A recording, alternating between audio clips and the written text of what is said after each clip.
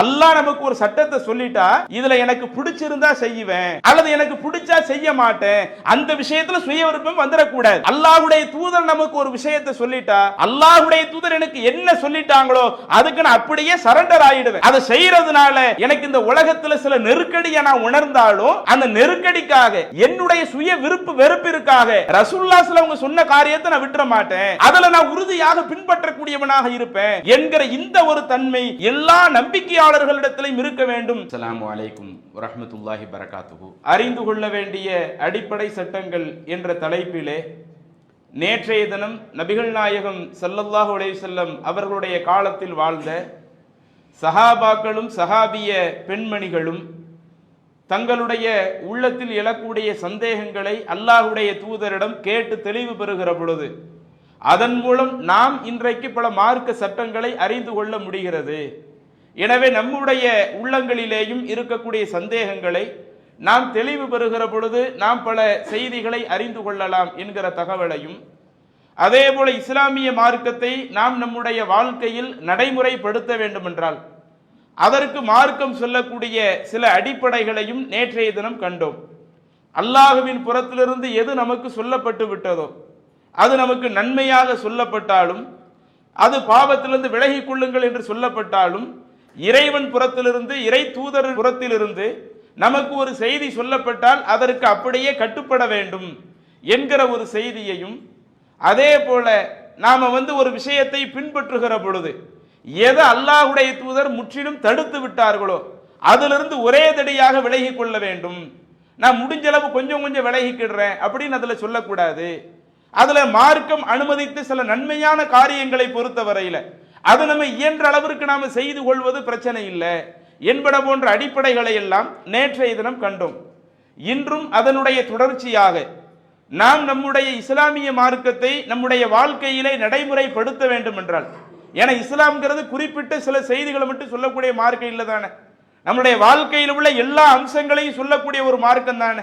அப்ப நம்மளுடைய வாழ்க்கையில எல்லா அம்சங்களையும் சொல்லக்கூடிய இந்த இஸ்லாமிய மார்க்கத்தை நாம நம்மளுடைய வாழ்க்கையில கடைபிடிப்பதாக இருந்தால் அதற்கு மார்க்கம் சொல்லக்கூடிய இன்னும் சில அடிப்படைகள் இருக்கிறது. அது என்ன அடிப்படை? நீங்கள் குர்ஆன்ல எடுத்து பார்க்கிற பொழுது, நபிமொழிகளை நீங்கள் உன்னிப்பாக கவனிக்கிற பொழுது இந்த அடிப்படையை மிக தெளிவாக விளங்கிக் கொள்ளலாம்.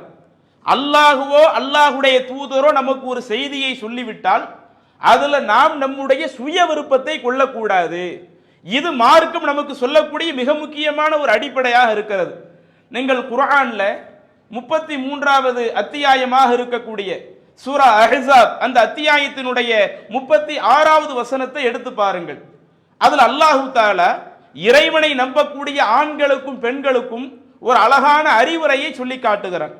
வமா கானலி முஃமினின் வலா முஃமினத்தின், அல்லாஹ்வை நம்பக்கூடிய ஆணாக இருந்தாலும் அல்லாஹ்வை நம்பக்கூடிய பெண்ணாக இருந்தாலும், இதா கதல்லாஹு வ ரசூலுஹு அம்ரா, அல்லாஹுவோ அல்லாஹுடைய தூதரோ ஒரு காரியத்தில் ஒரு சட்டம் சொல்லிவிட்டால், அல்லாஹ் நமக்கு எப்படி அடிப்படை வளர்க்கிறான் பாருங்க. முஸ்லிமா இருக்கிற ஆணா இருக்கட்டும் பெண்ணா இருக்கட்டும், அல்லாஹ் நமக்கு ஒரு விஷயத்துல சட்டம் சொல்லிவிட்டால், அல்லாஹுடைய தூதர் நமக்கு ஒரு விஷயத்திலே சட்டம் சொல்லிவிட்டால், ஐ யகூன லஹுமுல் கியரத்து மின் அம்ரிஹிம், அந்த காரியத்துல நாம என்ன செய்யக்கூடாது?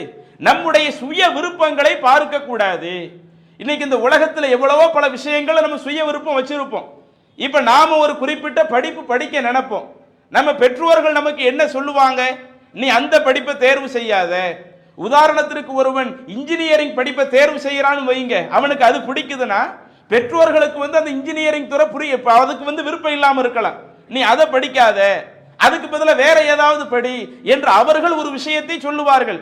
அந்த விஷயத்துல நாம சுய விருப்பம் கொள்றோம்னு வைங்க, நாம நம்ம பெற்றோர்களுக்கு எடுத்து சொல்லி, இல்ல எனக்கு இதுதான் ரொம்ப பிடிச்சிருக்குது, நான் இந்த கல்வியை வேணா தேர்வு செஞ்சுக்கிடுறேன் என்று அந்த மாதிரியான விஷயங்கள் சுய விருப்பம் கொள்வது, இதுல எந்த ஒரு பிரச்சனையும் இல்லை.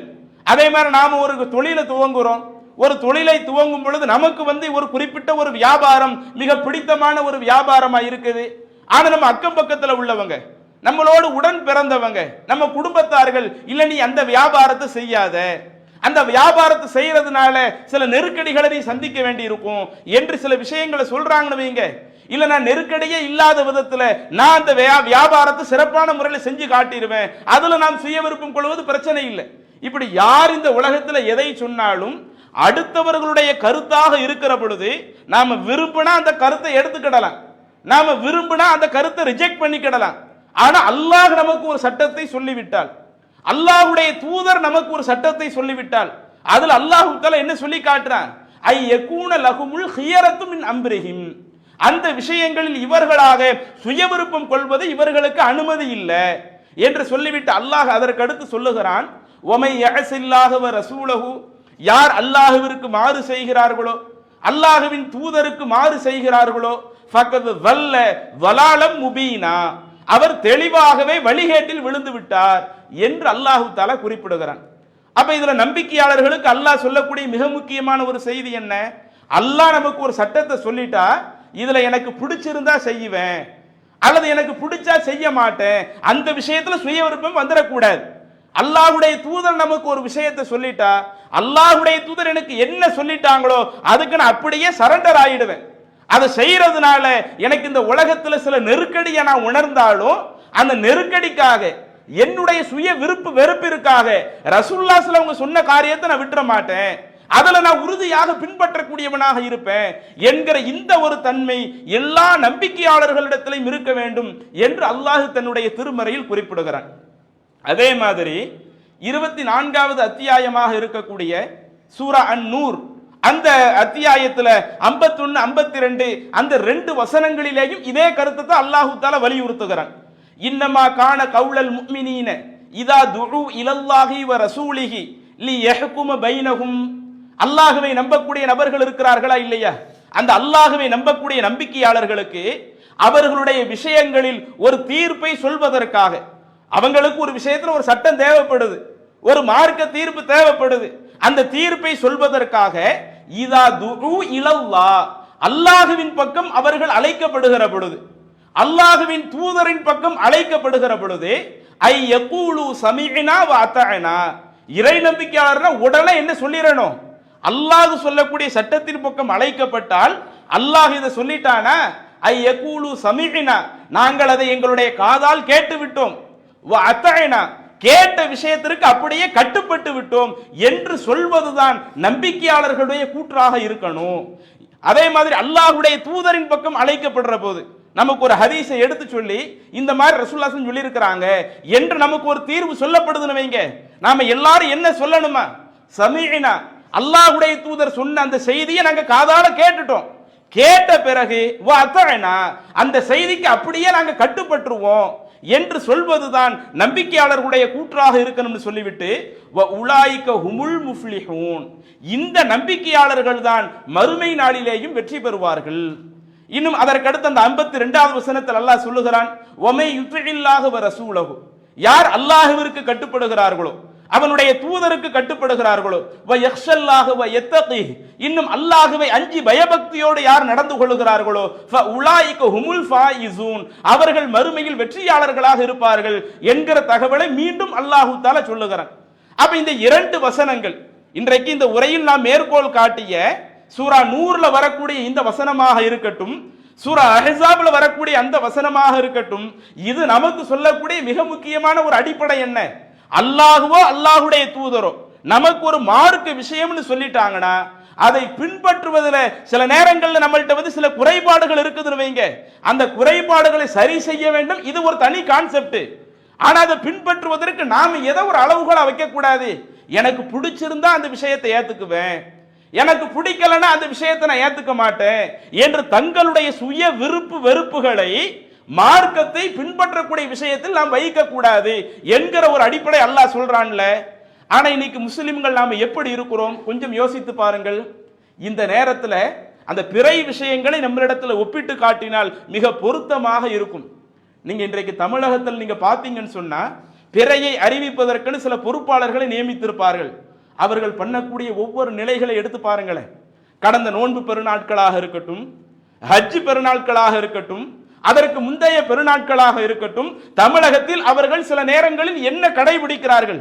இனி இப்ப இந்த ரமலான்ல இருக்கிறோம்ல, இந்த ரமலானுக்கு முந்தைய மாதத்தை எடுத்துக்கிடுங்க. அந்த ஷவ்வால் மாதத்துல பொதுவா நம்மளுடைய ஜமாத் சார்பாகவும் ஒவ்வொரு மாதமும் பிறையை பார்த்து அதை மக்களுக்கு அறிவிக்கக்கூடிய அதற்குன்னு தனி பொறுப்பாளர்களை வைத்து ஒவ்வொரு மாதமும் நம்ம பிறையை அறிவிச்சுட்டே வர்றோம். ரமலான் பிறை எப்ப ஆரம்பிக்குது, அந்த ரமலான் மாதம் முடிந்த பிறகு அதற்கடுத்த பிறை எப்ப ஆரம்பிக்குது என்று இதை ஒவ்வொன்றையும் நாம் என்ன செஞ்சுட்டு இருக்கிறோம், தொடர்ச்சியாக மக்களுக்கு அறிவிப்பு பண்ணிக்கிட்டு இருக்கிறோம். ஆனால் இன்றைக்கு நீங்க பாத்தீங்கன்னு சொன்னா நாங்க ஒட்டுமொத்த தமிழக அளவுல நாங்கள் பிறையை அறிவிக்கக்கூடியவர்கள் என்று சொல்லி கடந்த சில மாதங்களாக சில வருடங்களாக அவர்கள் பிறை விஷயங்கள் என்ன செய்யறாங்க, மக்களை போட்டு அப்படி குழப்பி கொண்டிருக்கிறார்கள். ஆரம்பத்தில் அவங்க எங்களுக்கு தகவல் வரல, எங்களுக்கு தகவல் வராததுனால நாங்க தமிழகத்தில் எங்கும் பிறை தென்படாததால் நாளைக்கு அந்த நோன்பை 30 பூர்த்தி செய்ய சொல்றோம் அப்படின்னு ஒரு அறிவிப்பை போட்டு விடுவார்கள்.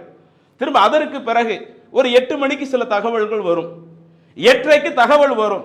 பிறைய பார்த்தவங்க அல்லாஹ் மேலேயே ஆணையிட்டு என்ன செய்வாங்க, நாங்க பிறைய பார்த்தோம், பள்ளிவாசல தொழுக முடிச்சு வர்றப்ப நாங்க பிறைய பார்த்த இறைவன் மீது ஆணையாக நாங்க பிறைய பார்த்தோம்னு சொல்லுவாங்க.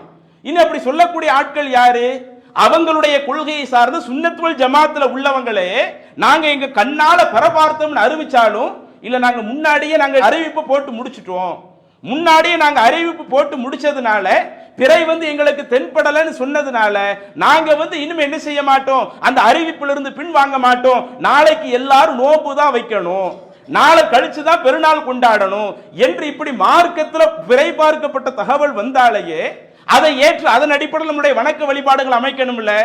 ஆனால் இன்றைக்கு அமைக்காமல் இன்றைக்கு அவர்கள் சில தவறான முடிவு எடுக்கிறார்கள் என்று சொன்னால் இதுல முக்கியமான விஷயம் என்ன, பொதுமக்களாக இருக்கக்கூடிய பல நபர்களுக்கு அவர்கள் செய்யக்கூடிய இந்த விஷயங்கள் எல்லாமே தெரியுது.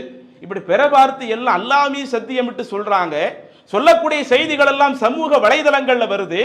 ஏன் இவங்க இந்த சட்டத்தை மாத்த மாட்டுக்கிறாங்க, பிற பார்க்கப்பட்ட தகவல் வந்து விட்டது என்று சொன்னால் நாம அதற்கு பிறகு நோன்பு வைக்க கூடாது, நாம அதற்கடுத்து அந்த நாள்ல நம்ம பெருநாளை தானே கொண்டாடணும், அப்ப பெருநாளை தள்ளி போடுறது சரியில்லையே என்று தெரிந்தாலும் ஊர் மக்கள்ல என்ன செய்யறாங்க, என்ன இருந்தாலும் சுன்னத் வல் ஜமாத்துல இந்த டேட் அறிவிச்சதுனால அவங்க எடுத்த முடிவு தவறான முடிவா இருந்தாலும் அவங்க மக்களுக்கு தவறான செய்தியை சொன்னாலும் அல்லாஹ்வுடைய தூதர் பிறை பார்க்கப்பட்ட பிறகு நோன்பு வைக்க கூடாதுன்னு சொன்னாலும் எங்க ஊர்ல நிறைய பேர் நோன்பு வைக்கிறாங்களே அவங்களுக்காக நாங்களும் நோன்பு வச்சுக்கிடுறோம், எங்க ஊர்ல நிறைய பேர் பெருநா கொண்டாடாம இருக்கிறாங்களே நாங்க ஊரோடு ஒத்து போக வேண்டும் என்பதற்காக அவர்களோடு சேர்த்து எங்களுடைய பெருநாளை கொண்டாடிக்கிடுறோம்.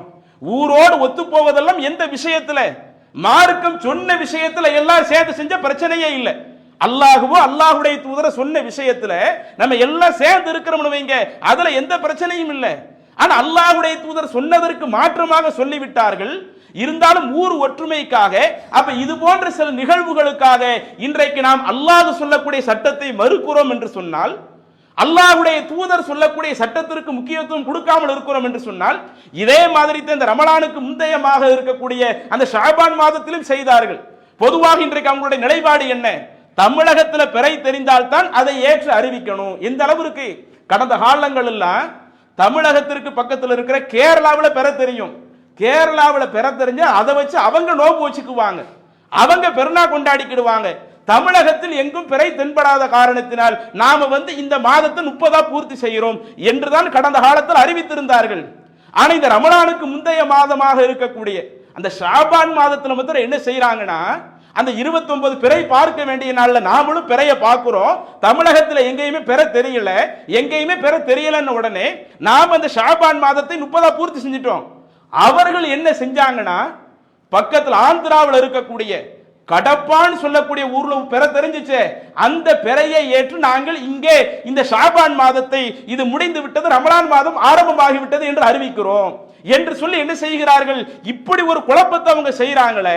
அப்ப நீங்க எடுத்து அந்த ஷாபான் மாதத்துக்கு இப்படி அறிவிப்பு பண்ணாங்களே, அப்ப என்ன நிலைப்பாட்டில் அவங்க இருக்கிறாங்க, அவங்க எடுக்கக்கூடிய அந்த நிலைப்பாடு தவறு என்று நிறைய பொதுமக்களுக்கு தெரிகிறது. நம்முடைய இஸ்லாமிய சமூகத்திலேயே பல நபர்கள் அதை தவறு என்று உணர்ந்திருக்கிறார்கள். இருந்தாலும் அது தவறுன வெளிப்படையா டிக்ளேர் அறிவிக்கணும்ல, நீங்க எடுத்த முடிவு சரியில்லை, நீங்க பிறைய மாத்தி அறிவிங்க ஒன்னு அப்படியாவது சொல்லணும். அல்லது உங்களுடைய அறிவிப்பை ஏற்று நாங்க நோன்பு வைக்க முடியாது, உங்களுடைய அறிவிப்பை ஏற்று நாங்க பெருநாளை கொண்டாட முடியாது, நீங்க எடுக்கக்கூடிய முடிவு மார்க்கத்துக்கு மாற்றமா இருக்குது என்றாவது சொல்லணுமா இல்லையா? ஆனால் ஊரோடு ஒத்து போக வேண்டும் என்கிற அந்த விருப்பு வெறுப்பிற்காக இது போன்ற மார்க்க விஷயங்களை மீறிக்கிட்டு இருக்கிறோமே. அப்படியே கொஞ்சம் ரசூலுல்லாஹி ஸல்லல்லாஹு அலைஹி வஸல்லம் வாழ்க்கைக்கு வாருங்கள். அல்லாஹ்வே தன்னுடைய தூதருடைய வாழ்க்கையிலிருந்தே இது போன்ற விஷயத்துல நமக்கு சில பாடங்களையும் படிப்பினைகளையும் அல்லாஹ் வைத்திருக்கிறான். அல்லாஹ் சொல்றான்ல, லக்கது கானலக்கும் ஃபி ரசூலில்லாஹி உஸ்வத்துன் ஹஸனா, உங்களுக்கு அனுப்பப்பட்ட தூதரிடத்துல உங்களுக்கு அழகான முன்மாதிரி இருக்குன்னு அல்லாஹ் சொல்றானே. அந்த ரசூலுல்லாஹி ஸல்லல்லாஹு அலைஹி வஸல்லம் அவர்களுடைய வாழ்க்கையிலேயே அல்லாஹ் தஆலா நமக்கு ஒரு சிறந்த ஒரு பாடத்தை சொல்லி காட்டுகிறான். சஹீஹுல் புகாரியில 3884வது நபிமொழியாக பதிவு செய்யப்படுகிறது. முஸையப் என்கிற அந்த நபித்தோழர் இந்த செய்தியை அறிவிக்கின்றார்கள். நாம் எல்லாம் அதிகமாக பரவலாக கேள்விப்பட்ட ஒரு செய்தி தான்.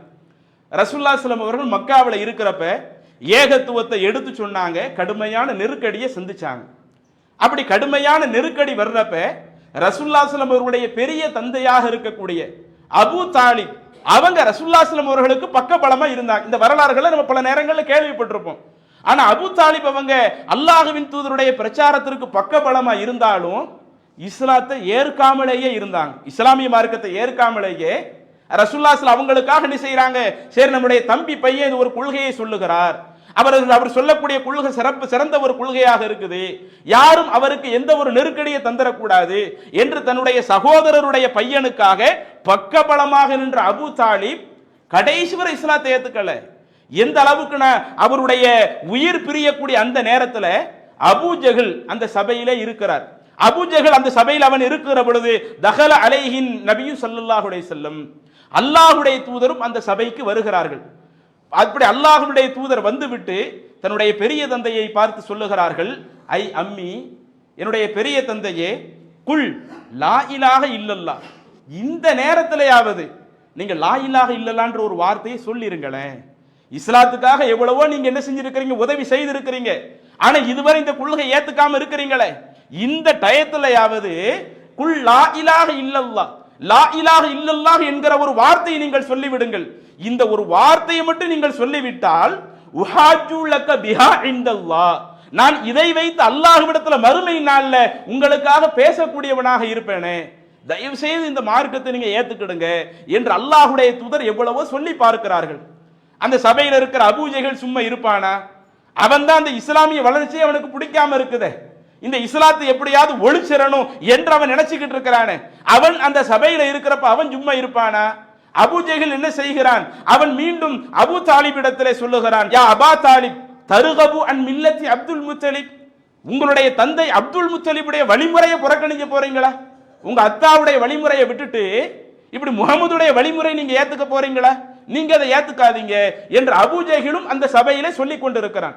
அல்லாஹ்வுடைய தூதரும் இஸ்லாத்தை நோக்கி அழைக்க அபூ ஜஹலும் இல்ல நீங்க இஸ்லாத்துக்கு போயிராதீங்க என்று மீண்டும் மீண்டும் சொல்ல, ஒரு கட்டத்தில் அந்த அபூ தாலிப் அவர் மரணிக்கிற பொழுது நாம் அந்த ஹதீஸ்ல பார்க்கிறோம், ஆகிர ஷைஇன் கல்லமஹும் பிஹி அலா மில்லத்தி அப்துல் முத்தலிப், அபூ தாலிப் மரணிக்கிற பொழுது அவர் கடைசி நேரத்தில் சொன்ன ஒரு வார்த்தை அலா மில்லத்தி அப்துல் முத்தலிப், அப்துல் முத்தலிப் எந்த வழிமுறையில் இருந்தாரோ அதே வழிமுறையில் தான் நான் இருக்கிறேன் என்று சொல்லிவிட்டு அதிலேயே அவருக்கு மரணமும் ஏற்பட்டு விடுகிறது. மரணம் ஏற்பட்டாலும் இதற்கு பிறகுதான் நம்ம கவனிக்க வேண்டிய ஒண்ணு, ரசூலுல்லாஹி ஸல்லல்லாஹு அலைஹி வஸல்லம் அவங்க பார்க்கறாங்க, என்ன இருந்தாலும் நம்மளுடைய பெரிய தந்தை இந்த மார்க்கத்திற்காக பக்கபலமா இருந்தவங்க கடைசி நேரத்திலையும் இவ்வளவு சொல்லியும் அவங்க அந்த கொள்கையை ஏற்காமலே மரணித்து விட்டார்களே என்று எண்ணி அப்போது அல்லாஹ்வுடைய தூதர் சொல்லுகிறார்கள், ல அஸ்தக்ஃபிரன்ன லக மாலம் உன்ஹ அன்ஹு, எனக்கு இறைவன் புறத்திலிருந்து ஒரு தடை வரும் வரை நிச்சயம் நான் உங்களுக்காக பாவ மன்னிப்பு தேடுவேன். அல்லாஹ் என்னைய தடுத்துட்டாம்னு சொன்னா நான் அப்ப பாவ மன்னிப்பு தேட மாட்டேன். ஏன்னா நீங்க இந்த மார்க்கத்திற்காக செய்த தொண்டு அப்படி, இந்த இஸ்லாத்திற்காக நீங்கள் செய்த உதவி அப்படி, அல்லாஹ்ட்ட இருந்து எனக்கு ஒரு தடை வரந்தண்டியும் நான் உங்களுக்கு பாவ மன்னிப்பு தேடிக்கிட்டே இருப்பேன் என்று அல்லாஹ்வுடைய தூதர் சொல்லுகிற பொழுது ஃபனஸலத், அல்லாஹ் தஆலா வசனத்தை இறக்கி வைக்கிறான், மா கானலின் நபியி வல்லதீன ஆமனு, நபியாக இருந்தாலும் நம்பிக்கை கொண்ட நபர்களாக இருந்தாலும் ஐயஸ்தக்ஃபிரு லில் முஷ்ரிகீன், இறைவனுக்கு இணை கற்பிக்கக்கூடிய நபர்களுக்காக பாவ மன்னிப்பு தேடுவது கூடாது. ரசூலுல்லாஹி ஸல்லல்லாஹு அலைஹி வஸல்லம் என்ன ஆசைப்படுறாங்க, என்ன இருந்தால் அல்லாஹ் தடுத்துட்டா விலகிடுவோம், அல்லாஹ்வுடைய தடை வராட்ட நாம நம்முடைய பெரிய தந்தைக்கு பாவ மன்னிப்பு கேட்போம் என்று விரும்புகிறார்கள். ஆனால் அல்லாஹ் குர்ஆனில் வசனம் இறக்குகிறான், நீங்க விரும்புற மாதிரி கிடையாது. நபியா இருந்தாலும் சரி, நம்பிக்கை கொண்ட நபர்களா இருந்தாலும் சரி, ஒருவர் வெளிப்படையில யாருடைய உள்ளத்தை பார்த்து முடிவெடுக்க முடியாது. இது போன்ற விஷயங்கள்ல வெளிப்படையில் நாம் எடுக்கிற ஒரு முடிவு தான். வெளிப்படையில் அல்லாஹ் இவருக்கு இணை வைக்கிறார் என்று தெரிந்த பிறகு அவருக்காக பாவ மன்னிப்பு தேடுவது நபியாக இருந்தாலும் கூடாது, நம்பிக்கை கொண்ட நபராக இருந்தாலும் கூடாது. உளவு காணும் உளி குருபா, அவர் எவ்வளவுதான் நெருங்கிய உறவினராக இருந்தாலும் அடுத்தவங்களா இருக்கு. சில நேரங்களில் மனுஷங்க இருப்பாங்க, அடுத்தவங்க விஷயத்துல மார்க்க விஷயத்துல ரொம்ப பெர்ஃபெக்டா நடப்பாங்க. அதுவே சொந்தக்காரங்க என்று வருகிற பொழுது அதுல அந்த விருப்பு வெறுப்பு அவருடைய உள்ளத்துல என்ன செய்யும்? சரி, நம்ம மார்க்கத்தை கொஞ்சம் விட்டு கொடுத்து போவோமே, நம்ம சொந்த பந்தத்தை இணைக்கணுங்கிறதுக்காக நாம அப்படியே இந்த மார்க்க விஷயத்துல அட்ஜஸ்ட் பண்ணி போவோமே என்று நம்ம நினைப்போமே. அல்லாஹ் தஆலா தெளிவா போட்டு உடைக்கிறான். அவங்க உங்களுடைய நெருங்கிய உறவினராக இருந்தாலும் நீங்க அவங்களுக்காக பாவ மன்னிப்பு தேடக்கூடாது என்று அல்லாஹ் தஆலா இதை ஒரு வசனத்தில் சொல்லிவிட்டு அடுத்து இன்னொரு வசனத்தையும் இறக்குகிறான். இன்னக லா தஹ்தி மன் அஹ்பப்த, நபியே நீங்கள் விரும்பிய நபருக்காக நீங்க அவரை நேர்வழிக்கு கொண்டு வந்துட முடியாது. ஒரு ஆளை நேர்வழிக்கு கொண்டு வர்றது கொண்டு வராம இருக்கிறது அல்லாஹ்வுடைய கையில உள்ள ஒண்ணுதானே ஒழிய நீங்க அடுத்தவங்களுக்கு தாவா செய்யலாம், அடுத்தவங்களுக்கு இந்த இஸ்லாத்தினுடைய சிறப்பம்சத்தை எடுத்து சொல்லலாம். ஆனா நேர்வழிக்கு நீங்க விரும்பிய நபர்களை எல்லாம் நீங்கள் நேர்வழிக்கு அழைத்து விட முடியாது என்கிற ஒரு தகவலையும் அல்லாஹ் தஆலா குர்ஆனிலே வசனமாக இறக்குவதை சஹீஹுல் புகாரியிலே பார்க்கிறோம். அப்ப இந்த செய்தி நமக்கு என்ன உணர்த்துகிறது? அல்லாஹ்வின் தூதருடைய வாழ்க்கையிலிருந்து நமக்கு என்ன ஒரு பாடத்தை கற்றுத் தருகிறது? இந்த உலகத்துல சில நேரங்கள்ல நமக்குன்னு சில விருப்பங்கள் இருக்கும். இதை செஞ்சா நல்லா இருக்குமே, இது இந்த உலகத்துல நமக்கும் நம்முடைய குடும்பத்தாருக்கு சிறப்பா இருக்குமே நினைப்போம். ஆனால் அது மார்க்கம் தடுத்த விஷயமா இருந்துருச்சுன்னு வைங்க, அந்த இடத்துல அந்த விருப்பத்தை பார்க்க கூடாது. எனக்கு நல்லா இருக்குன்னு நினைச்சாலும் அல்லாஹ் எனக்கு தடுத்து விட்டானா, இதை நான் ஒருபோது செய்ய மாட்டேன் என்கிற ஒரு மனோநிலை வரணுமா இல்லையா?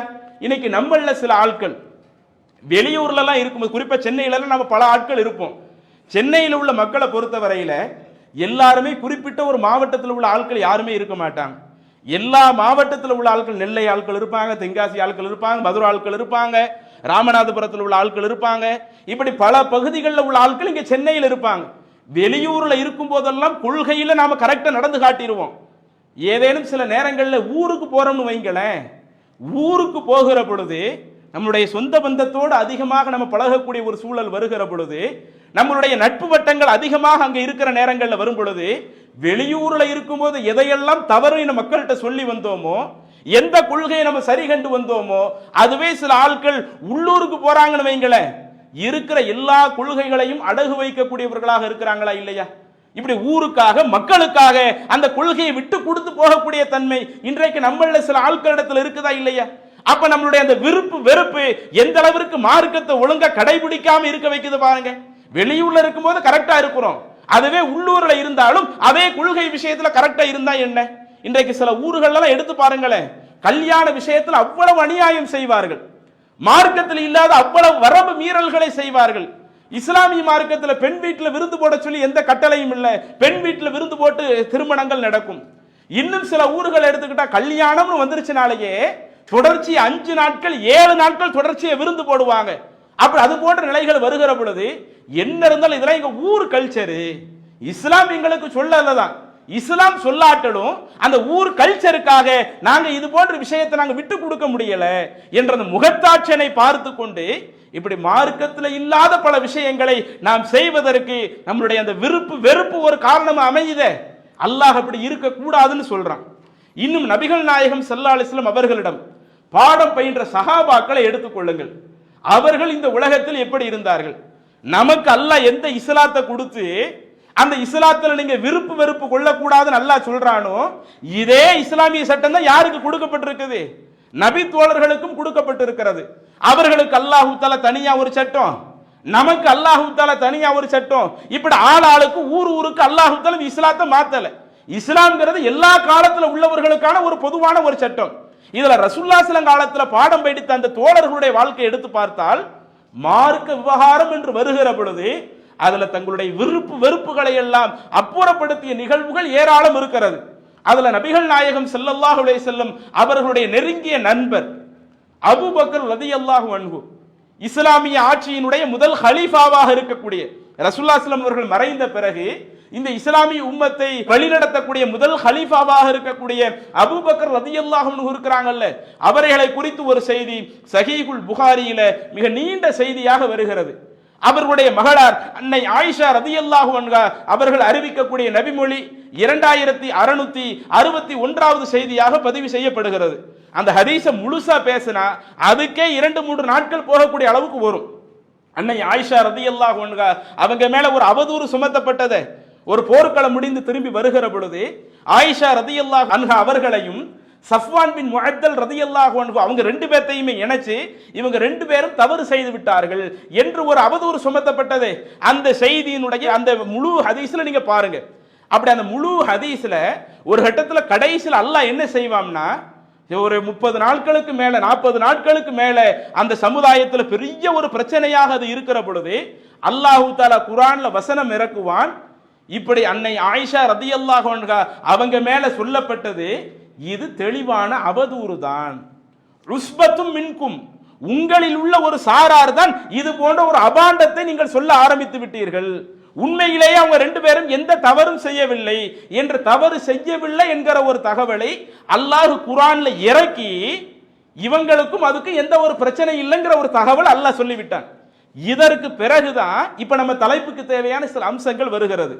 நம்ம இதுல பார்க்கலாம். ஃபலம்மா அன்ஸலல்லாஹு ஹாதா ஃபீ பராஅத்தி ஆயிஷா ரலியல்லாஹு அன்ஹா அவங்க குறிப்பிடுறாங்க, என்னுடைய அந்த ஒழுக்க விஷயத்துல அல்லாஹ் தஆலா இந்த வசனத்தை இறக்கி தெளிவுபடுத்திய பிறகு கால அபூபக்கர் அஸ்ஸித்தீக், என்னுடைய தந்தையாக இருக்கக்கூடிய அபூபக்கர் அவர்கள் கூறினார்கள், வகான யுன்ஃபிகு அலா மிஸ்தஹ் இப்னி உஸாஸா லி கராபத்திஹி மின்ஹு, என்னுடைய தந்தை என்ன செய்வார், அவன் எங்க சொந்தக்காரராக இருக்கக்கூடிய மிஸ்தஹ் பின் உஸாஸா என்பவருக்கு அதிகமாக பொருளுதவி செய்யக்கூடியவராக இருப்பார்.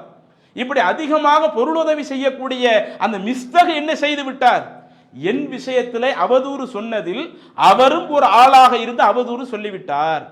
அப்ப இந்த அவதூறு சொன்ன பிறகு அப்ப எங்க தந்தை ஒரு முடிவெடுத்தாங்க, வல்லாஹி லா உன்ஃபிகு அலா மிஸ்தஹின் ஷைஅன் அபதா, இதுக்கு பிறகு நான் மிஸ்தஹ் அவங்களுக்கு எதையும் உதவி செய்ய மாட்டேன். இதுல அபூபக்கர் அவங்க முடிவெடுத்தது எப்ப முடிவெடுக்கிறாங்க, அவதூறு சொல்லப்பட்ட உடனேயே இந்த செய்தியை சொல்லல. அல்லாஹ் தஆலா குர்ஆன்ல தெளிவுபடுத்திய பிறகு ஆயிஷா ரலியல்லாஹு அன்ஹா அவர்களுக்கும் இந்த செய்திக்கும் எந்த சம்பந்தமும் இல்லை, அவங்க தூய்மையானவர்கள் தான், அவர்கள் ஒழுக்கத்துல சரியாக நடந்து கொண்டவர்கள் தான் என்று அவர்களுடைய ஒழுக்கத்தை அல்லாஹ் தஆலா பறைசாற்றிய பிறகு அப்ப முடிவு, இது யாரா இருந்தாலும் அப்படித்தானே எடுப்போம். இன்னைக்கு நம்ம குடும்பத்துல ஒரு ஆள் ஒரு பெண் மீது அவதூறு சொல்லிட்டாரு, சொன்ன ஆளு நம்மள்ட்ட உதவி வாங்கக்கூடிய ஒரு ஆளா இருக்காரு, அப்ப நமக்கு என்ன மனசு தோணும், ஏன்ட்டையே காசை வாங்கிக்கிட்டு ஏன்ட்டையே உதவி வாங்கிக்கிட்டு என்னுடைய மனைவியை பத்தி நீ இப்படி பேசுவியா, என் தாயை பத்தி நீ இப்படி பேசுவியா, என் சகோதரியை பத்தி இப்படி பேசுவியா, என் மகளை பத்தி இப்படி பேசுவியா, யாரா இருந்தாலும் பொதுவாக மனிதர் என்று வந்து விட்டாலேயே இது போன்ற அந்த கோபங்கள் அந்த சந்தர்ப்பத்தில் வருவதுண்டு. நாம் என்ன முடிவெடுப்போமோ இதே முடிவைத்தான் அபூபக்கர் ரலியல்லாஹு அன்ஹு அவர்கள் எடுக்கின்றார்கள். இனிமே அவருக்கு எதையும் உதவி செய்ய மாட்டேன், இறைவன் மீது ஆணையாக நான் அப்படி எதுவும் செய்ய மாட்டேன் என்று சொன்ன உடனேயே அல்லாஹ் வசனம் இறக்குகிறான். ஃபஅன்ஸலல்லாஹு தஆலா, அந்த நேரத்தில் அல்லாஹ் வசனம் இறக்குகிறான், வலா யஅ்தலி உதில் ஃபضل மின்கும் வஸாஅ, உங்களில் பொருள் வசதி உள்ளவர்கள் மக்களுக்கு உதவக்கூடிய அந்த நபர்கள் இந்த மாதிரி ஏழைகளுக்கு சொந்த பந்தத்தில் உள்ளவங்களுக்கு உதவி செய்ய மாட்டேன் என்று சத்தியம் செய்ய வேண்டாம். அவங்க உதவ மாட்டேன்னு அபூபக்கர் அவங்க சொன்னாங்கல்ல, நீங்களா இருந்தாலும் நானா இருந்தாலும் என்ன முடிவு எடுப்போமோ அதே முடிவைத்தான் அவர்கள் அந்த இடத்தில் எடுக்கின்றார்கள். ஆனால் அல்லாஹ் சொல்றான், இப்படி நம்பிக்கையாளர்கள் இப்படி இருக்காதீங்க, அடுத்தவங்களுக்கு உதவக்கூடிய நபர்கள் இந்த மாதிரி இப்படி நான் உதவி செய்ய மாட்டேன்னு நீங்க சொல்லாதீங்க. அடுத்து அல்லாஹ் சொல்லி காட்டுகிறான், அலா துஹிப்பூன ஐ யக்ஃபிரல்லாஹு லக்கும், நீங்கள் செய்கிற தவறை அல்லாஹ் மன்னிக்க வேண்டும் நீங்க விரும்ப மாட்டீங்களா?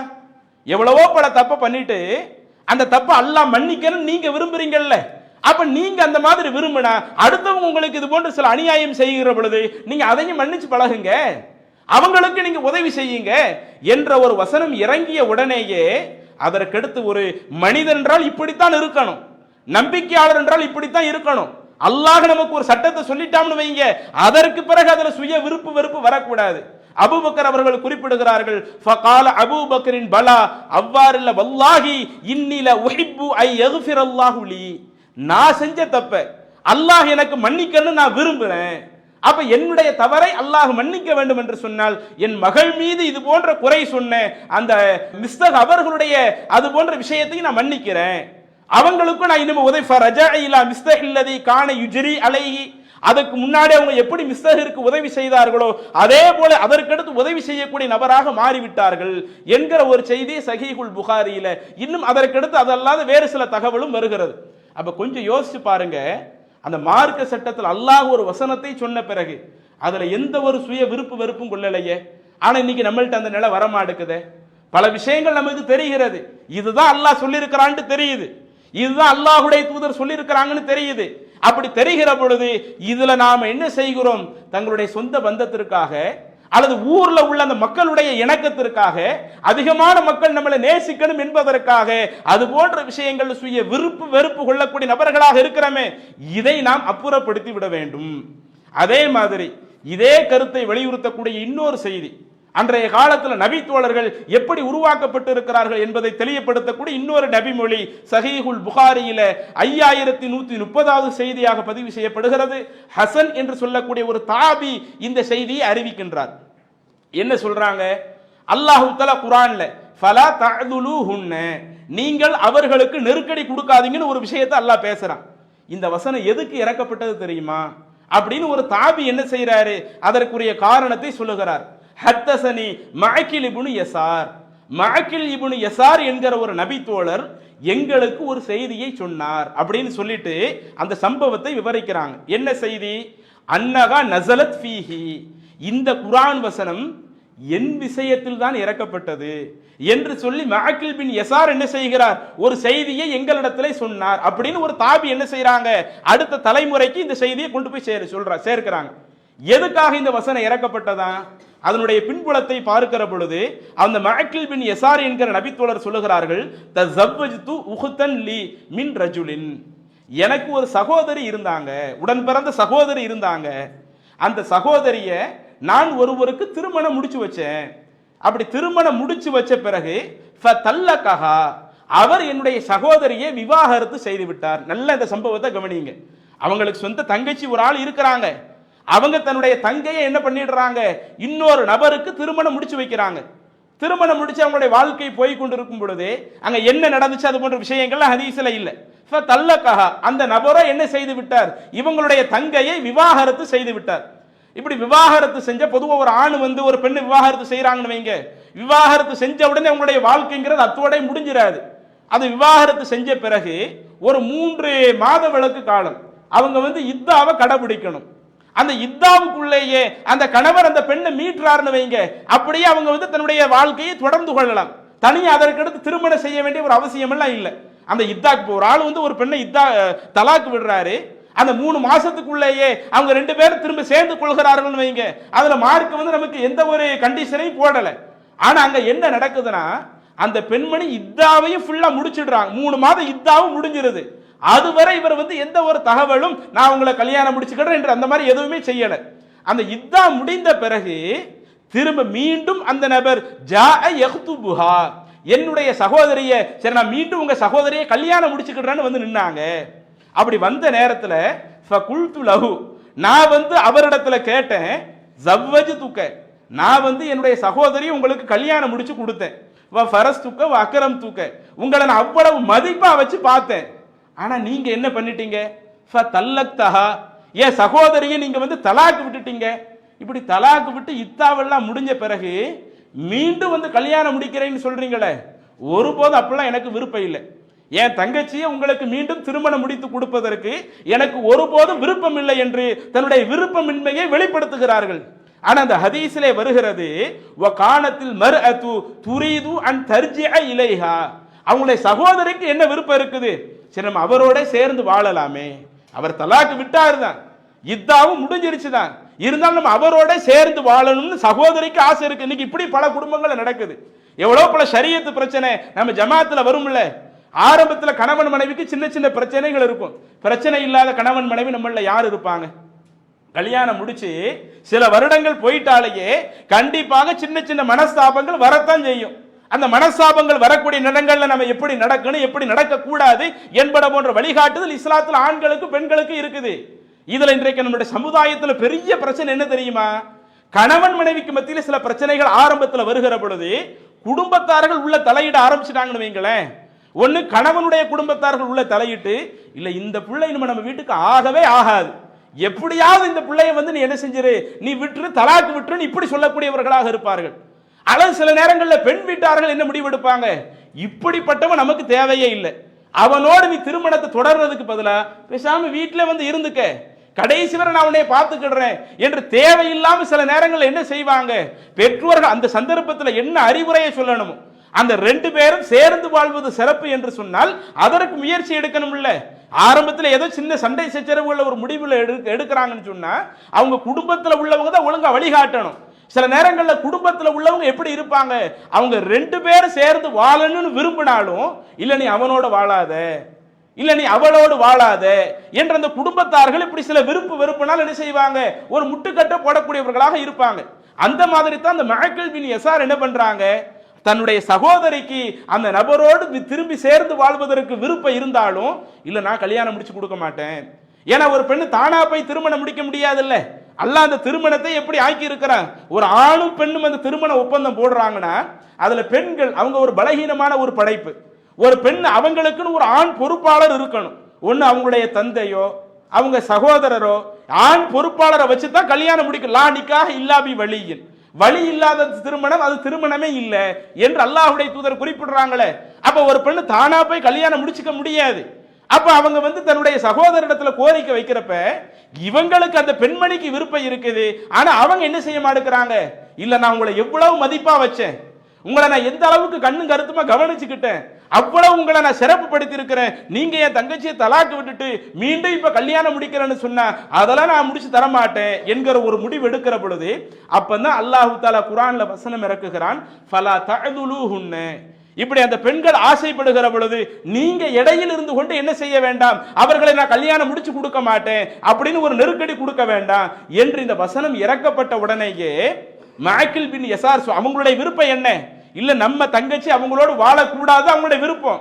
ஆனா குர்ஆன்ல அல்லாஹ் வசனம் இறக்குகிறான், இப்படி நீங்க முட்டுக்கட்டையா நிக்காதீங்க, நீங்க அதுல தடைபடக்கூடியவர்களாக நீங்க இருக்காதீங்க என்று அல்லாஹ் சொன்ன உடனே ஃபகுல்துல் ஆன, அந்த வசனம் அருளப்பட்ட உடனேயே அந்த சந்தர்ப்பத்தில் நான் சொன்னேன், அஃஅலு யா ரசூலல்லாஹ், அல்லாஹ்வுடைய தூதரே இறைவன் போட்ட அந்த கட்டளையை நான் அப்படியே செய்து விடுகிறேன்.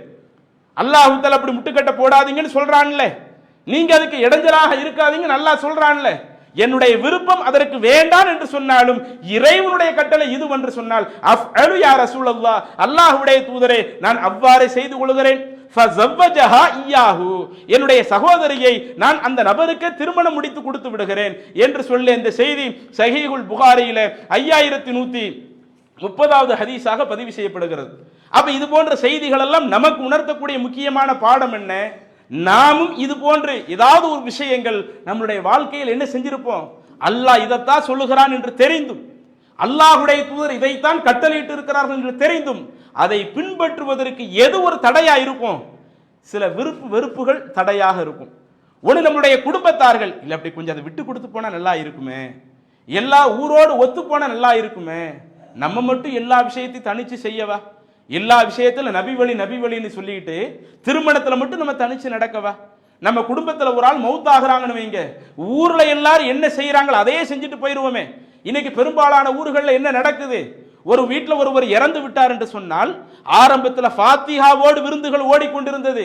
இன்றைக்கு அந்த ஃபாத்திஹாவை மாத்திரம் இல்லாம ஆக்கிட்டு இறந்த அன்னைக்கு விருந்து, அடுத்த நாள் விருந்து, அதுக்கு அடுத்த நாள் விருந்து, இதுவெல்லாம் சில ஊர்களினுடைய கலாச்சாரமா இருக்கிறப்ப நம்ம குடும்பங்கள்ல ஏகத்துவ குடும்பங்கள்ல ஒருவர் மரணிக்கிற பொழுது அப்போது சில நேரங்களில் நாம என்ன நெருக்கடியை சந்திக்க வேண்டி இருக்குது, இல்ல நம்ம கொஞ்சம் விட்டு கொடுத்து போவோமே, ஊர்ல எல்லா மக்களும் செய்யற மாதிரி நாம செஞ்சுக்குவோமே, ஒரு சின்ன ஒரு விருந்து தானே, அது விருந்து வைக்கிறதுனால நமக்கு என்ன பிரச்சனை வந்துட போகுது என்று இது போன்ற சில விஷயங்கள், அந்த வெறுப்புகள் அல்லது அந்த குடும்ப உறுப்பினர்கள் சொல்லக்கூடிய அந்த விஷயம் நாம மார்க்கத்தை பின்பற்றுவதற்கு ஒரு முட்டுக்கட்டையாக ஒரு தடையாக அமைகிறது.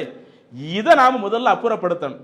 எந்த நம்பிக்கை கொண்ட ஆணா இருந்தா அதைத்தான் அல்லாஹ் சொன்னான், நம்பிக்கை கொண்ட ஆணா இருந்தாலும் பெண்ணா இருந்தாலும் அல்லாஹ் ஒன்றில் சட்டம் சொல்லிவிட்டால், அல்லாஹ்வுடைய தூதர் ஒன்றில் சட்டம் சொல்லிவிட்டால் ஐயகூன லஹுமுல் ஹியரத்து மின் அம்ரிஹிம், தங்களுடைய அந்த காரியங்களில் அவர்களுக்கு சுய விருப்பம் கொள்வதற்கு எந்த ஒரு அதிகாரமும் இல்லை.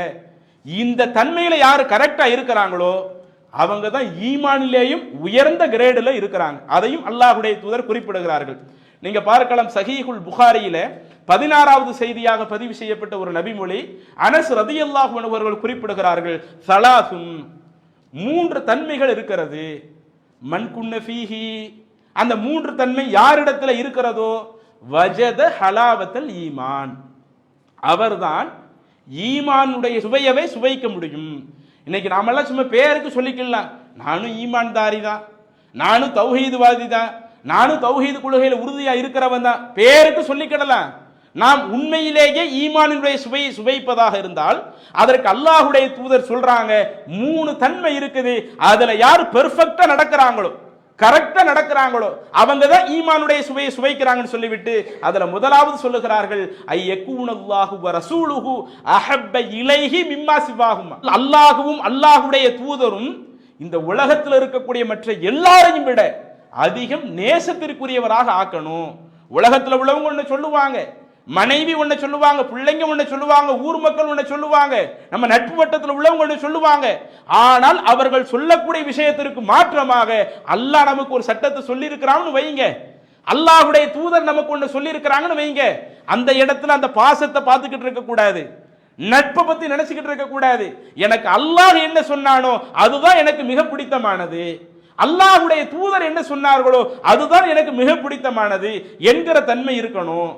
இரண்டாவது சொல்லுகிறார்கள், வ யுஹிப்புல் மர்அ லா யுஹிப்புஹு இல்லா லில்லாஹ், ஒருவர் இந்த உலகத்தில் அடுத்தவரை நேசிப்பதாக இருந்தாலும் அதுவும் அல்லாஹ்விற்காகத்தான் நேசிக்க வேண்டும். மூன்றாவது சொல்லுகிறார்கள், வ ஐ யக்ரஹ ஐ யஊத ஃபில் குஃப்ர் கமா யக்ரஹு ஐ யுக்தஃப ஃபின்னார், தன்னை நெருப்பில் தூக்கி போடப்படுவதை ஒருவர் எந்த அளவிற்கு வெறுப்பாரோ அதே போல அவர் குஃப்ரிலிருந்து திரும்பி வந்த பிறகு, தவறில இருந்து மீண்டு வந்த பிறகு மீண்டும் அந்த தவறை நோக்கி பயணிக்கிறத நெருப்பில் விழுவதை வெறுப்பதை போல வெறுக்கணும். இந்த 3 தன்மை யார்கிட்ட இருந்துச்சோ அவங்க ஈமானுடைய சுவையை சுவைச்சிட்டாங்க அப்படின்னு ரசூலுல்லாஹ் சொல்றாங்கல்ல. இந்த 3 தன்மையை நாம கடைபிடிப்பதாக இருந்தால் அதற்கு நாம பேண வேண்டிய முதலாவது அளவுகோலே, நான் இந்த மார்க்கத்தை கடைபிடிக்கிற பொழுது அதில் எந்த சுய விருப்பு வெறுப்பு நான் கொள்ள மாட்டேன், எனக்கு ஒன்று விரும்பினாலும் அதற்கு மாற்றமானதுதான் அல்லாஹ்வுடைய சட்டமா, அதற்கு மாற்றமானதுதான் இறை தூதருடைய சட்டமா, நான் அந்த சந்தர்ப்பத்தில் என்னுடைய விருப்பத்திற்கு முக்கியத்துவம் கொடுக்காமல் இறைவனுடைய இறை தூதருடைய சட்டத்திற்கு முக்கியத்துவம் கொடுப்பேன் என்கிற ஒரு மனோநிலை வரணும். இதுதான் அந்த 3 தன்மைகளையும் பிரதிபலிக்கக்கூடிய ஒன்றாக இருக்கிறது. எனவே இஸ்லாம் சொல்லக்கூடிய இந்த அடிப்படையில் நாம சரியாக நடந்து விட்டோமே என்று சொன்னால் இஸ்லாத்தில் நிறைய விஷயங்கள்ல நம்மளுடைய வாழ்க்கையை சிறப்பாக கொண்டு போய் விடலாம். அதற்கடுத்து இன்னொன்று மார்க்கம் சொல்லக்கூடிய இன்னொரு மிக முக்கியமான ஒரு அடிப்படை, நம்மள நிறைய பேர் தவறு செய்யக்கூடிய ஒரு அடிப்படை. சில சகோதரர்கள்லாம் இருக்கிறாங்க, மார்க்கம் தடுத்திருக்கிற விஷயங்கள் தடன்லாம் எல்லாம் தெளிவா தெரியும், கடைசியில் ஒரு கட்டத்தில் என்ன வார்த்தையை சொல்லிக்குவாங்க, நான் செஞ்சதெல்லாம் தப்பு தாங்க, நிர்பந்தம், ஒரு நெருக்கடி. வீட்டில் என்ன செய்வாங்க, கல்யாணம் முடிக்கிறப்ப 5 நாள் 6 நாள் விருந்து போட்டுருவாரு. விருந்து போட்டு கடைசியில் என்ன சொல்லுவாரு, அந்த விருந்தெல்லாம் கூடாதுன்னு தெரியுது, இருந்தாலும் குடும்பத்தில் உள்ள நெருக்கடி தாங்க முடியல, தெரு மக்களுடைய நெருக்கடி தாங்க முடியல, ஊர் மக்களுடைய அந்த அதனால அந்த நிர்பந்தத்தில் நான் தள்ளப்பட்டு இந்த மாதிரி செய்யறேன். இன்னும் சில தௌஹீதை ஏற்றிருக்கக்கூடிய இளைஞர்கள் கல்யாணத்தில் என்ன செய்வான், மார்க்கம் தடுத்து இருக்கிற பல வழிகள்ல அவனுடைய திருமணம் நடக்கும். அப்படி நடக்கிறப்ப அப்பையும் சொல்லுவான், நான் இப்படி மாத்திரம் இல்லைன்னு சொன்னா எனக்கு திருமணமே இந்த உலகத்தில், ஏன்னா பெற்றோர்கள் அவ்வளவு நெருக்கடி பண்றாங்க, பெண் வீட்டில் வரதட்சணை எதிர்பார்க்கிறாங்க, பெண் வீட்டு விருந்து எதிர்பார்க்கிறாங்க, திருமணத்தில் அஜர்த்து வர சொல்லி அல்லஹு பைனஹுமா கமா அல்லஃப்த பைன ஆதம வ ஹவ்வா இப்படின்னு ஓத சொல்றாங்க. வேற வழியே இல்லை, பெற்றோருடைய நெருக்கடியினால குடும்பத்தாருடைய நெருக்கடியினால நான் வேற வழியே இல்லாம இது போன்ற விஷயத்துல மார்க்கம் தடுத்த விஷயங்கள்ல நான் உள்ள ஈடுபடுற மாதிரி ஆயிட்டு. இப்படி பல விஷயங்கள் என்ன செய்வாங்க, வட்டி வாங்குவாங்க, வட்டியில உள்ள போய் நிற்பாங்க. வீடுக்கு ஆடம்பர வாழ்க்கைக்காக அல்லாஹு தஆலா அவர்களுக்கு இருக்கக்கூடிய பொருளாதாரத்தை வச்சு வாழ்றதா இருந்தாலும் கரெக்டா வாழலாம், இருந்தாலும் ஆடம்பரத்திற்கு ஆசைப்பட்டு வீடை பெரிய அளவுல கட்டணுங்கிறதுக்காக பேங்க்ல லோன் வாங்கி போய் வீடு கட்டிக்கிட்டு இருப்பாரு. ஏங்க லோன்ல போய் விழுகிறீங்க, இஸ்லாத்துக்கும் லோனுக்கும் வட்டிக்கு சம்பந்தமே இல்லையங்க அப்படின்னு கேட்டா, இல்ல வேற வழி இல்லை, நெருக்கடியினால நான் அந்த மாதிரி செய்ய வேண்டியதாயிட்டு என்று பல தவறுகள் செய்யறதுக்கு அந்த நெருக்கடியை நிர்பந்தத்தை ஒரு அளவுகோலாக சொல்லுகிறோமே, அந்த நிர்பந்தத்திற்கு இஸ்லாம் சொல்லக்கூடிய டெஃபனிஷன் என்ன, நிர்பந்தத்திற்கு இஸ்லாம் சொல்லக்கூடிய அளவுகோல் என்ன, இந்த அடிப்படையும் நாம் புரிந்து கொள்ள வேண்டும். நிர்பந்தம் என்பதை இஸ்லாம் என்ன சொல்லல, நீங்களா அந்த நிர்பந்தத்தை தேடிக்கிடுங்க அப்படின்னு இஸ்லாம் சொல்லல. இஸ்லாம் சொல்லக்கூடிய நிர்பந்தம்ங்கிறது அது நாமளாக தேடிக்கொள்வது கிடையாது, நம்மள அந்த நெருக்கடியில் கொண்டு போய் தள்ளிவிடும். அதை விட்டு விட்டால் நாம் இந்த உலகத்தில் வாழவே முடியாது என்கிற அளவிற்கு இஸ்லாம் எதை நிர்பந்தம்னு சொல்லுது. அந்த நிர்பந்தமான காரியத்தை விட்டுட்டோம்னு சொன்னா நம்மளால இந்த உலகத்தில் வாழவே முடியாது என்கிற அளவுக்கு இருந்தால், அது போன்ற சந்தர்ப்பத்தில் இருந்தால் மட்டும்தான் அல்லாஹு தாலா என்ன செய்ய மாட்டான், அந்த நிர்பந்தத்தில் விழுந்தவர்களை அல்லாஹு தாலா ஒன்றும் செய்ய மாட்டான். அது அல்லாம நாமளா வழியை போய் தேடிக்கிடுறோம்னு வைங்க, இது நாம் மார்க்க விஷயத்தில் ஒரு தவறை செய்கிறோம். இஸ்லாம் சொல்லக்கூடிய அந்த நிர்பந்தத்திற்கான அளவுகோலை நாம் தெரியாமல் இருக்கிறோம். இஸ்லாம் அந்த நிர்பந்தத்திற்கான அளவுகோலை நமக்கு எப்படி தெரியப்படுத்துது? குர்ஆன்ல பார்க்கலாம், 2வது அத்தியாயம் சூரா பக்கராவில் 173வது வசனம். நாம சாப்பிடுவதற்கு தடை செய்யப்பட்டு சில வகைகளை பற்றி அல்லாஹ் பேசுகிறான். இன்னமா ஹர்ரம அலைக்குமுல் மைத்தா, தானாக இறந்து போனது, இரத்தம், பன்றியினுடைய இறைச்சி, இறைவன் அல்லாதவர்களுக்காக அறுக்கப்பட்டது, இது போன்ற அந்த விஷயங்களை எல்லாம் அல்லாஹு தாலா என்ன செஞ்சிருக்கிறான், உங்களுக்கு ஹராமாக ஆக்கி இருக்கிறான். இதெல்லாம் ஹராம்னு அல்லாஹ் ஒரு சட்டத்தை சொல்லிட்டான். சொல்லி முடிச்சிட்டு அதற்கடுத்து அல்லாஹ் சொல்லுகிறான், ஃபமனிலிர் துர்ர கைர பாகின் வலா ஆதின், யார் நிர்பந்திக்கப்படுகிறாரோ. இப்ப ஒரு ஆளு தானா இறந்து போன உடனே சாப்பிடக்கூடாது, அதுவே அவர் நிர்பந்திக்கப்படுறாருன்னு வைங்க, ஒரு மைத்தான் தானா இறந்து போனதை சாப்பிட்டால் அல்லாஹு தாலா குற்றம் பிடிக்க போறதில்லை. இப்படி மார்க்கம் தடை செய்யப்பட்ட உடனே யார் நிர்பந்திக்கப்பட்டிருக்கிறாங்களோ அவங்க அதை செய்யறாங்கன்னு சொன்னால் அல்லாஹு தாலா அந்த நிர்பந்தத்தில் செய்யக்கூடியவருடைய அந்த குற்றத்தை அல்லாஹு தாலா என்ன செய்ய மாட்டான், அதை ஒரு குற்றமாக பார்க்க மாட்டான்னு சொல்ற இறைவன் அந்த நிர்பந்தத்திற்கு அளவுகோல் என்ன சொல்றான் தெரியுமா? ஃபமனில் துர்ர கைர பாகின் வலா ஆதின், அந்த நிர்பந்தம் என்பது அது நீங்களா வழிய போகக்கூடியதாக இருக்கக்கூடாது. நம்மளா போய் தலையை நீட்டிக்கிட்டு கழுத்தை நீட்டிக்கிட்டு வேற வழி இல்லை எனக்கு நிர்பந்தம்னு சொல்லக்கூடாது. நாம அதுல இருந்து விலகி வருவதற்கு என்னென்ன முயற்சி எடுக்கணுமோ அவ்வளவு முயற்சி எடுக்கணும். ஒரு கட்டத்தில் அது இல்லாமல் நம்மால செய்யவே வாழவே முடியாது என்கிற ஒரு நிலை வந்தால்தான் அது நிர்பந்தமாக இருக்குமே ஒழிய, யார் அந்த நிர்பந்தத்தை வழியை நோக்கி போகாம இருக்கிறாங்களோ, வலா ஆதின், யார் வரம்பு மீறாமல் இருக்கிறாங்களோ, அந்த நிர்பந்த விஷயங்கள்ல யார் வரம்பு மீறாமல் இருக்கிறார்களோ, ஃபலா இஸ்ம அலைஹி, அவர் மீது எந்த ஒரு குற்றமும் இல்லை. இன்னல்லாஹு கஃபூருர் ரஹீம், அல்லாஹு தஆலா மன்னிக்க கூடியவன், மிக்க கருணையாளன் என்கிற ஒரு தகவலை அல்லாஹ் சொல்லி காட்டுகிறான். அப்ப இந்த ஒரு அடிப்படை அல்லாஹ் நிர்பந்தத்திற்கு சொல்வது, அந்த நிர்பந்தம் என்பது நாமளாக தேடிக்கொள்வதல்ல, நாமளா வரவழைச்சுக்கிடுறது இல்ல. இன்னைக்கு எத்தனையோ பேர் வீடு கட்டுறதுக்கு லோன் வாங்குறாங்களே, ஏன் சொந்த வீடு இல்லாம வாடகை வீட்டுல இருந்தா நம்ம இந்த உலகத்துல வாழ முடியாதா? அல்லாஹ் தஆலா என்ன அப்படி கூடாதுன்னா சொல்றான்? இல்ல நீங்க சொந்த வீட்டில் மட்டும்தான் வசிக்க வேண்டும், சொந்த வீட்டை விட்டு வாடகை வீட்டில் நீங்க இருக்கக்கூடாது என்பன போன்ற சட்டத்திட்டங்கள் நமக்கு இருக்குதா? இன்னும் சொல்ல போன இன்றைக்கு எத்தனையோ நீங்க பேங்க்ல நீங்க எடுத்து பாத்தீங்கன்னா பேங்க் விஷயங்கள் நாம வட்டியில போய் எவ்வளவு பல இடங்கள்ல போய் விழுகிறோம். இன்னும் நம்ம பொருட்களை வாங்கும் போது கூட எவ்வளவோ பல வட்டியில போய் விழுங்குறோம். வீட்டுல ஒரு வாஷிங் மிஷின் தேவைப்படுது, வாஷிங் மிஷின் தேவைப்பட்டா என்ன செய்யணும்? அல்லாஹ் எப்ப நமக்கு பொருளாதாரத்தை அதிகமாக வாரி வழங்குகிறானோ அப்ப இருக்கிற பொருளாதாரத்திலிருந்து நாம ஹலாலான அடிப்படையில் இப்படி வாங்கிக்கிறது தப்பு இல்லை. ஆனா கையில காசும் குறைவா தானே இருக்குது, வாஷிங் மிஷின் இன்னைக்கு தேவைதானே, அதனால நாம் என்ன செஞ்சுக்குவோம், இன்ஸ்டால்மெண்ட் முறையில் நாம் அதை வாங்கிக்குவோம். அதுல பல விஷயங்கள் உள்ள வட்டி கலந்து இருக்கிறது. அப்படி வட்டி கலக்கக்கூடிய முறைகள்ல இன்றைக்கு நாம பொருட்களை வாங்குறோம். கேட்டா வாஷிங் மிஷின்ங்கிறது வீட்டுக்கு அவசியம் தானே, ஏன் வாஷிங் மிஷின் இல்லாம கடந்த காலத்துல வாழ்ந்தது இல்லையா? கடந்த காலத்துல யாரும் துவைச்சதே இல்லையா? வாஷிங் மிஷின்ல துவைக்காட்ட ட்ரெஸ்ல அழுக்கு போகாமலா இருக்குது? அது வாங்குறதுக்கு முன்னாடி நம்ம எல்லாம் கரெக்டா தானே இருந்தோம். எல்லாம் சில நேரங்கள்ல நாமளா நிர்பந்தம்னு சொல்றது எந்த மாதிரியான விஷயங்களா இருக்கும்? நாம அடுத்தவங்களை பார்ப்போம், நமக்கு பக்கத்து வீட்டுல உள்ளவங்களை, நமக்கு மேல் வீடு கீழ் வீட்டில் உள்ளவங்களை, அவங்க வீட்டில் என்ன பொருட்கள்லாம் வச்சிருக்கிறாங்க, வாஷிங் மிஷின் வச்சிருக்கிறாங்க, ஃப்ரிட்ஜ் வச்சிருக்காங்க, ஏசி வச்சிருக்கிறாங்க. அப்ப நம்ம வீட்டில் அது இல்லாம இருந்தா சரி வருமா? நாமளும் அதை வாங்கி இப்படி அடுத்தவங்களுக்காக பார்த்து வட்டியில போய் விழக்கூடிய ஆட்கள் நிறைய இருக்கிறாங்க நம்ம சமூகத்துல. அப்ப இப்படி நாமளா வழிய போய் விழுந்துகிட்டு கேட்டா வீட்டுக்கு இந்த பொருட்கள் எல்லாம் ரொம்ப அவசியம் தானே. அப்ப அவசியம்னா என் கையில காசு இல்லையே, அதனால தான் நிர்பந்தம் என்ற அடிப்படையில இது போன்ற இந்த மார்க்கத்துக்கு மாற்றமான காரியத்தில் போய் விழ முடிஞ்சிச்சு என்று சொல்றமே. இந்த மாதிரியான சந்தர்ப்பங்கள்ல நாம கவனிக்க வேண்டியது இது நிர்பந்தத்திற்கான அளவுகோல் இல்ல. நீங்க இப்படி அடுத்தவங்களை பாக்குறீங்கல்ல, அடுத்த வீட்டுல வாஷிங் மிஷின் இருக்குது, அடுத்த வீட்டுல ஃப்ரிட்ஜ் இருக்குது, அந்த நிர்பந்தத்துக்கு அடுத்தவங்க அளவுகோலை பாக்குறோம்ல.